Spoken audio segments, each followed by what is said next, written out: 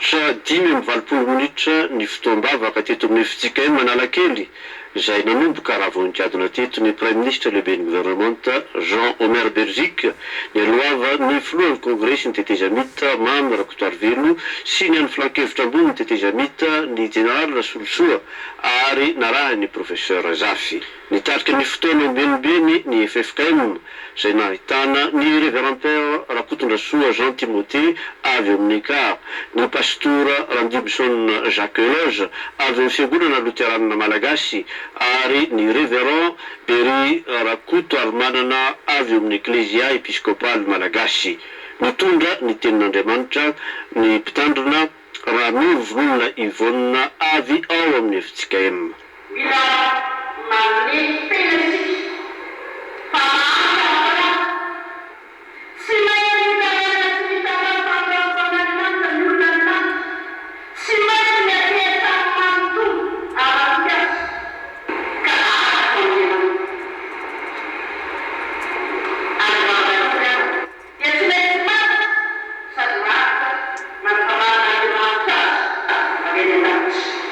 Voaresany ny tondrozotra sy ny fahaiza mitondra tena ary ny fibebahana amin'izao fotoana ny karimy izao.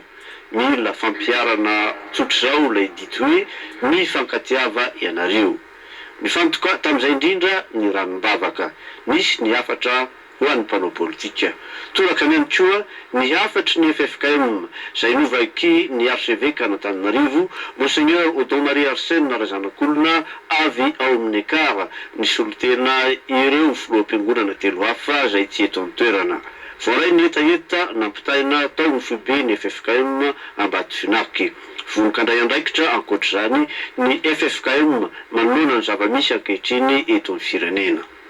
Amin'izao fotoana fanamariana ny faha-15 taona ny tolo-pahafana 20 marsa izao dia miantotika vahoaka kristiana rehetra ny FFKM. Anohy ny fitorombana ambavaka mba hamiorona ny fahafana, ny fahamarina, ny fihavanana ary ny fiadanana eto amin'ny tanin'andro amintsika. Tsy efa nisain'olona samy rery tamperahana ny fampiorinana ny fihavanana sy ny fiadanana. Koa dia mbola mitona sy miantontsika rehetra ho amin'ny fibebahana maro mba hiasan'Andriamanitra ho amin'ny fampihavanana marina eto Madagasikara.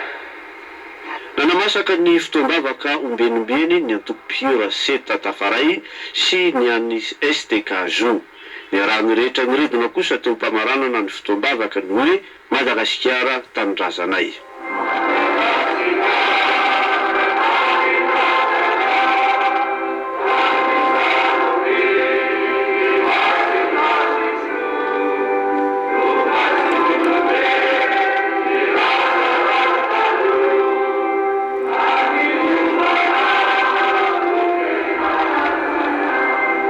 Ny azo antombotra anambozatovo avy eo ny rehetra.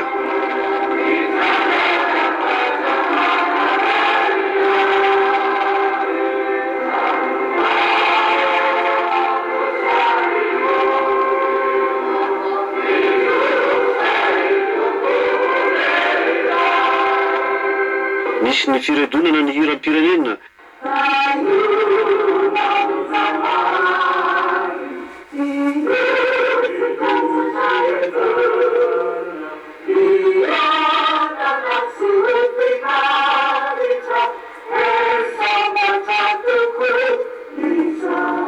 Zay vao ndroso tamin'ny fametrahana fehezam-boninkazo ny rehetra nitarika izany ny Prime Ministre notrono ny ben'ny tanàna Antananarivo sy ny avy eo amin'ny 10 alindahy.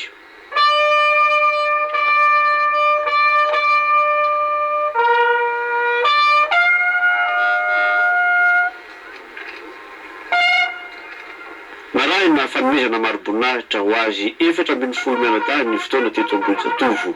Akanga sisa nanamborana, tapaporoana sisa tsinay. Maro-boninahitry ny fahafahampirenena taona 770. Tsikaritra ho efa sokondrokony tokoa izy ireo nefa tsapa fa mbola mavitrika tokoa ary velondrehareha noho ny bainga voavadika 5 taona lasa izay.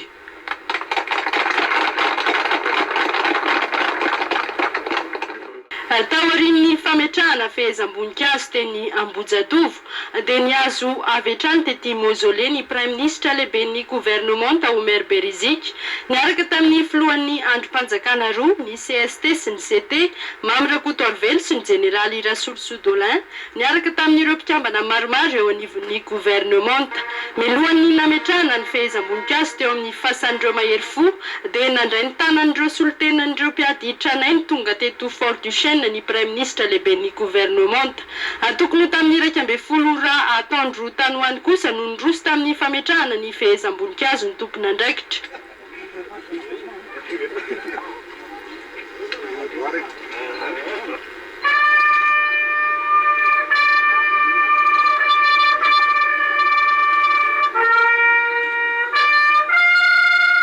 Nambaran'ny Prime Ministre teto fa tsy maintsy hojerena akaiky ny fanampiana ny vola omena ireo Bekotro marolatra izay mitentina 550 sy 2 alina sy 2 hetsy ariary isaky ny 3 volana.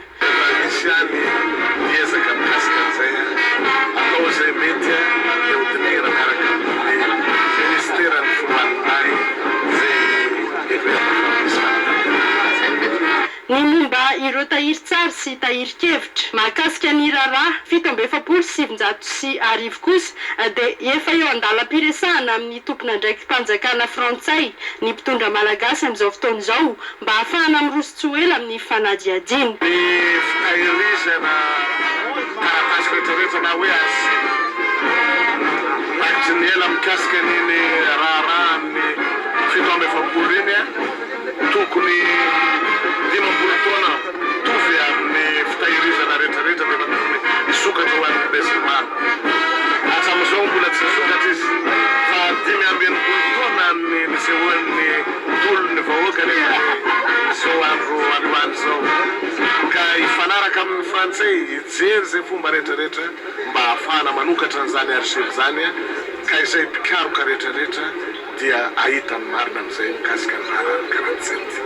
Niazo avy hatrany ny SMS sonirana moa ny Prime Ministre lehiben'ny gouvernement niala teto mausolée. Mahatratra 520 sy 502 no isan'ireo mpiady tranainy eto Madagasikara izany hoe ireo nandray anjara mivantana tamin'ny tolom-panafahany ny taona 770 sy 700. Hita soritra fa efa tena osa dia osa ny akamaroan'izy ireo satria dia 20 taona ny zandriny indrindra raha 100 taona kosa ny zokony indrindra izay mbola any Brickaville no misy azy amin'izao fotoana izao. Mandray valibabena 500 sy 5 sy 2 alina sy 2 hetsy ariary isa 3 volana izy ireo ka angatahany no ampitomboana izany satria efa lafo dia lafo ny vidim-piainana ankehitriny. Nandritra ny sakafo piraisana niarahan'ny tompon'andraikitra mpanjakana notarihan'ny Prime Ministre Omer Berizika sy ireo Bekotro marolatra no nilazan'ny lehiben'ny gouvernement fa rehare sy tabi ho an'ny vahoaka malagasy ny tolona nataon'ireo ity tanindrazana. Reharehan'ny firenena ary ireo no akanga sy sananamborana tapaboroana tsy may tamin'ny tolona mavaivay natao tamin'ny 1970 atsaro fa mavaivay ao anatin'ny fony malagasy ny fitondrazana ohatra tsy maty ireny ary tantarabena asay ho an'ny tanora rehetrarehetra dia ireny nataon'ny zoky teo aloha tokony alentahaka ao tarafina.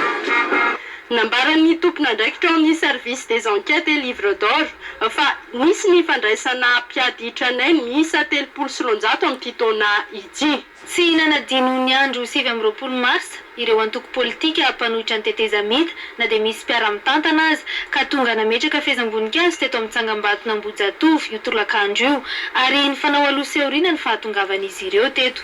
Tamin'ny roa ratsy diso no tonga teto ny Ankolafy Ravalomanana notariana Andriamatoa Mamy Rakotoarvelo ary notronon'ireo mpiaradia amin'ny filoha teo aloha Marc Ravalomanana nametraka ny fehezam-boninkazo.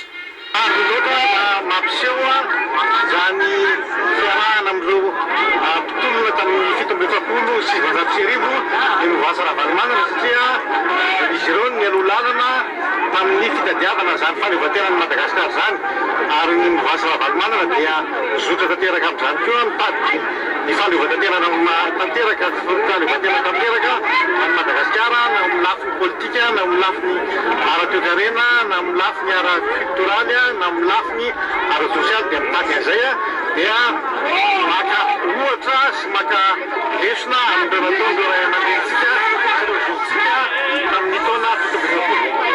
Vita izay dia nanao laharambe ny zotra nakany Analakely ireto olona ireto. Taoriana kelin'izay ihany koa dia tonga ny antoko monima notarina Andriamatoa Monjaroindefo. Iarahantsika mahalala fa niohitra ny vahoaka malagasy tamin'izay fotoana izay niady tamin'ny jadona nataony fanjanahantany. Niady tamin'ny tsindry azolena nataon'ireo kompania vaventy any mpanjanantany tamin'izany fotoana izany ary rahantsika mahafantatra tany amin'ny faritra Atsimo Antsinanana iny. Ankehitriny anefa mbola manjavozavo ihany ny tantara satria raha ny fantatra dia nohony isan'ny nohony tolona vokatra ny tolona natao tamin'izany fotoana zany no isan'ny nahazahoantsika ny atao hoe fahaleovan-tena amin'izao fotoana izao. Mbola tsy lasa ny antoko monima dia efa hita teto sahady ny otrikafo sy ny ankolafy Zafelbera niaraka nametraka ny fehezam-boninkazo teto amin'ity tsangambato ity. Niavaka kely teto ny otrikafo izay nitarina Andriamatoa Rajaona Andrianjaka satria nitondra fitaovana mihitsy ity delegasion'ny ity ary nandray fitenenana manoloana ny olona izay nitantarana ny zava-nisy tamin'ny taona 1700 io. Teto ihany koa dia nitantarany zavatra niainany teto Madagasikara tamin'ny 1700 ny profesora Zafelbera izay karazany fijoroana vavolombelona ny tolom-panafahana ho an'ny fahaleovan-tena. Tamin'izany 47 zany aho dia nianatra teto. Ela zany nianatra teto aho tamin'ilay mira tao ary nahita tsara ny occupation-ny armée étrangère teto ny Afrika zany any Asie. Ary ny zavatra tsy haiko tamin'izany moa dia tena ny firenena teto tamin'izany satria fa le armée d'occupation dia nanao zay fanjakazakany nataony mihitsy. Misy tantara vitsivitsy zany nomeko anareo zavatra salama zao. Raha vao mandeha tamin'ireny par exemple tao amin'le mira tao moa zay tamin'izany mivoaka manaraky le trottoirany le mira de Mahamasina iny. Raha vao mahita anao miaramila vahiny avy ery amin'ny mandeha ifanena aminao zany dia tsara dia efa miary mividy mifindra trottoir tendria zany arahany. Tamin'izay ina zavatra mitranga dia mifanena aminao tsara izy justement rehefa mifampanenanao dia avy hatrany zany le cravache nomeny anao. Any ka rehefa mahita tokony fanena aminao zany zareo dia efa miary mandositra ndreny azy anao arahany amin'ilay trottoir sy ny karazany. Zay zavatra anankiray zay. Nisy taria sotra kaiky ny anaty hazo teo to misy gara kely zay tena tsy diso teny zay nandeha teny. Teo ry zareo sy rehefa le toerana misy tokony misy olona maromaro dia tsy maintsy iny zareo armé ino. Teo zany zay aka entana taria efa nisy niandry teo zany reo miaramila étranger mijery azy fotsiny ianao mijery zareo dia tany fa anatinao ina jerenao ahy. Fa mangovotra zany ianao azo kapoka be ty sahina dia mangovotra. Zay zavatra nisy.